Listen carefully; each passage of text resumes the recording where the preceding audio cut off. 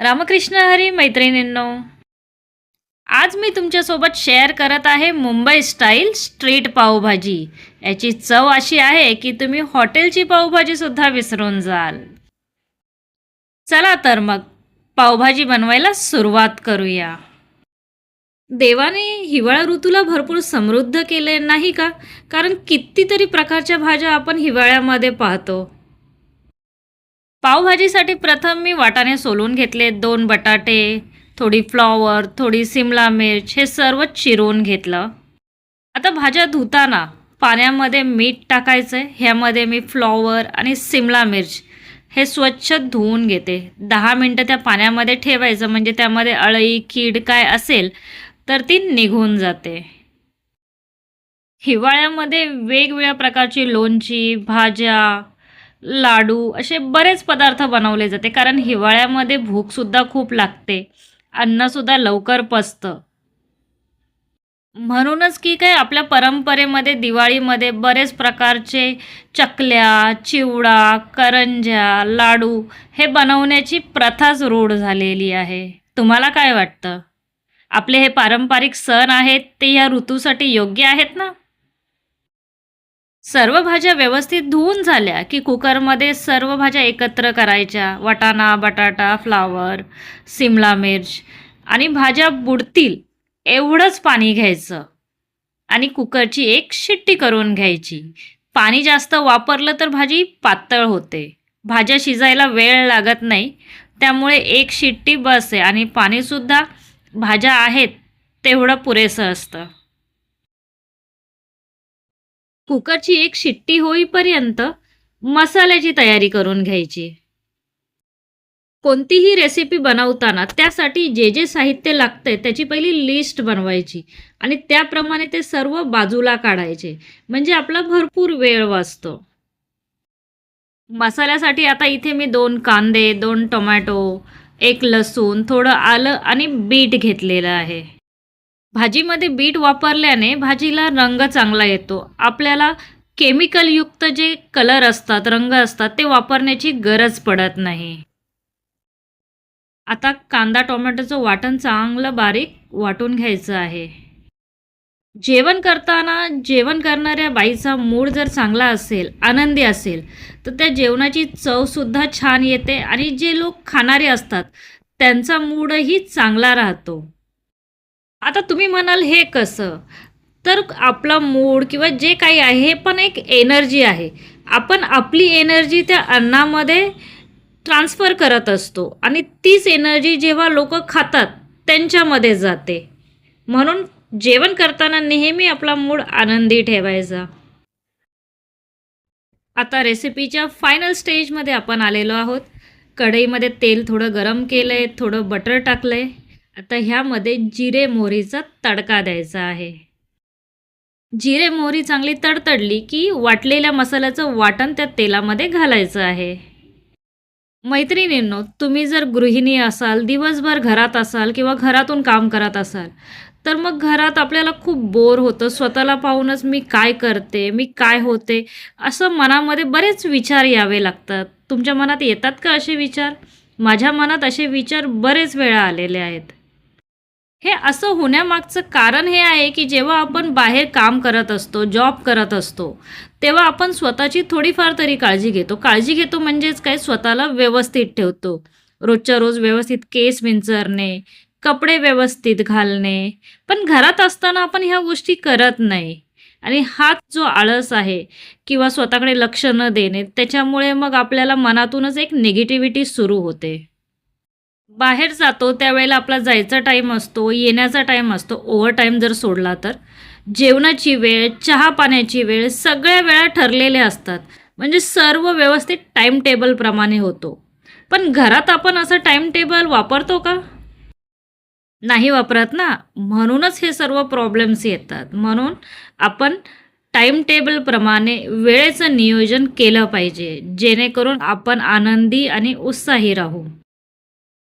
कांदा टोमॅटोचं वाटण थोडंसं परतून घेतल्यानंतर त्यामध्ये लाल तिखट, गरम मसाला, पावभाजी मसाला हे सर्व टाकायचं आहे. हिंग, हळद, मीठ हे सर्व टाकून थोडं परतून घ्यायचं आहे आणि थोडंसं परतून घेतल्यानंतर मिक्सरच्या भांड्यामध्ये जो मसाला लागलेला असतो त्यामध्ये थोडं पाणी टाकून ते पाणीसुद्धा ह्या मसाल्यामध्ये टाकायचं आहे.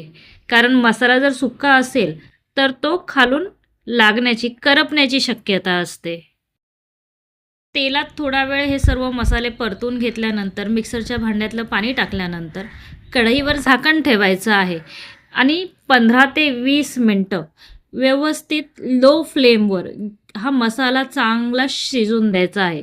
जर ह्याच्यामध्ये कांद्याचा किंवा टोमॅटोचा कच्चेपणा राहिला तर पावभाजीची चव बिघडते. पावभाजी करायला सोपी आहे, पण वाटाणा सोलायला भरपूर वेळ जातो, नाही का? आणि पावभाजी तयार झाली की ती संपायला 5 ते 10 मिनटंसुद्धा खूप जास्त आहेत. कारण सर्वांची आवडती असते ना पावभाजी. माझ्या घरामध्ये पावभाजीबरोबर आम्ही पाव नाही खात. आम्ही खातो चपाती. पाव नाही जमत सर्वांना. मग त्यापेक्षा चपात्या केल्या की चपातीबरोबर पावभाजी खातात. आता ती सवयच लागून गेली आहे. मसाला लो फ्लेमवर शिजेपर्यंत कुकर थंड होतो. कुकर थंड झाला की जी भाजी आहे तिला बारीक करून घ्यायचं आहे. काही जणांकडे भाजी बारीक करण्यासाठी मार्केटमध्ये जे यंत्र मिळतात ते आहे किंवा तुम्ही मिक्सरमध्ये करता. मी तांब्याने करते. कारण गरम भाजी असली की तांब्याने वगैरे पटकन होऊन जातं. मैत्रिणींनो, तुम्हाला व्हिडिओ जर आवडला असेल तर व्हिडिओला लाईक करा, शेअर करा, सखी चॅनलला सबस्क्राईब करा. तुमच्या एका लाईकने, कमेंटने मला भरपूर प्रोत्साहन मिळते. रेसिपीच्याच व्हिडिओबरोबर मी दुसरे शिवणकामाचे किंवा आणखीन काही मला गोष्ट आवडली किंवा काही शेअर करायचं असेल, अशा बऱ्याच गोष्टी असतात ज्याचे मी व्हिडिओ बनवत असते. 20 ते 25 मिनटानंतर मसाला चांगला शिजतो. मध्ये मध्ये मसाला हलवत पण राहायचा आहे. त्यानंतर त्यामध्ये बारीक केलेली भाजी टाकायची आहे. चांगलं मिक्स करून घ्यायचं आणि त्यानंतर लो फ्लेमवर हे मिश्रण, भाजी आणि मसाला मिक्स केलेलं, एक 15 मिनटापर्यंत शिजवून द्यायचं. म्हणजे मसाल्यामध्ये भाजी चांगली मिक्स होते आणि जो एक ॲरोमा असतो पावभाजीचा, जी टेस्ट, जो फ्लेवर असतो तो त्याला चांगल्या प्रकारे येतो. मग भाजी चांगली शिजली की वरून कोथिंबीर वगैरे टाकून भाजी सजवून घ्यायची. कोणतीही गोष्ट केली की तिचं प्रेझेंटेशन खूप महत्त्वाचं असतं. आपण बोलतो ना, फर्स्ट इम्प्रेशन, ते चांगलंच असायला हवं. मैत्रिणींनो, सध्या मी पझल्सचे शॉर्ट्स व्हिडिओ टाकायला सुरुवात केली आहे. याचं कारण असं आहे की लहानपणीचे दिवस मला ना खूप आठवतात. मी खूप मिस करते. मग ते विसरू नये. आपल्या पुढच्या येणाऱ्या पिढीला सुद्धा आपण लहानपणी काय खेळत होतो, कशामध्ये आनंदी राहत होतो हे समजायला हवं. म्हणून मी हे सर्व तुमच्यासोबत सुद्धा शेअर करायला सुरुवात केली आहे. आपण म्हणतो ना की आपली मुलं आजकाल काही खेळत नाही, काही नाही. खेळणार कशी? आपण त्यांना सांगतच नाही. आणि आता आली आहे फ्लॅट संस्कृती. त्यामध्ये प्रत्येकजण दरवाजा बंद करून बसतो. मग त्याच्यामध्ये काहीच देवाणघेवाण होत नाही. मुलांना काही समजतच नाही. बरोबर ना? तुम्ही लहानपणी कोणते खेळ खेळायचे मला नक्की कमेंटमध्ये सांगा. आणि माझा हा व्हिडिओ तुम्हाला आवडला असेल तर नक्की प्लीज प्लीज व्हिडिओला लाईक करा, शेअर करा आणि कमेंट करा.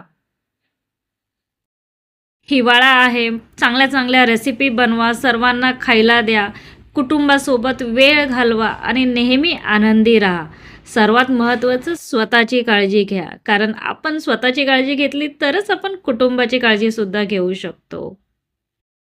सो फायनली माझी पावभाजी तयार झालेली आहे. सुगंध तर खूप छान येतोय. तर इथे मी आता पहिली चपाती घेतली आहे. भले नाव पावभाजी आहे पण आमची चपाती भाजी आहे. आणि हो, एक सांगायचं राहिलंच, कमेंट जो ऑप्शन आहे त्याच्या बाजूला हाईपचा एक नवीन ऑप्शन आला आहे. व्हिडिओला हाईप करत जा, म्हणजे जास्तीत जास्त लोकांपर्यंत हा व्हिडिओ पोहोचेल. खरंच या तुमच्या एका छोट्या गोष्टीने मला खूप मदत होऊ शकते. सो प्लीज व्हिडिओला लाईक करा, हाईप करा आणि शक्य असेल तर कमेंटसुद्धा करा. चला तर मग पुन्हा भेटू नवीन व्हिडिओमध्ये. तोपर्यंत काळजी घ्या. Bye bye.